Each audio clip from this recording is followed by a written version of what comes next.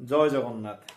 जेतेबेले आपण एई भलिया ओरा स्कैनर रे आपणकर गृह को चेक करूछंती, जदि मेन डोर बा जोटा आपण गृहर एंट्रांस रहउची से एंट्रांस रे एनर्जी लेवल कम रहउची, तेबे ता पई कोन प्रतिकार करिले एनर्जी लेवल ठीक हे परिबो बा आपण गोटे पॉजिटिविटी एनर्जी पाई परिबे।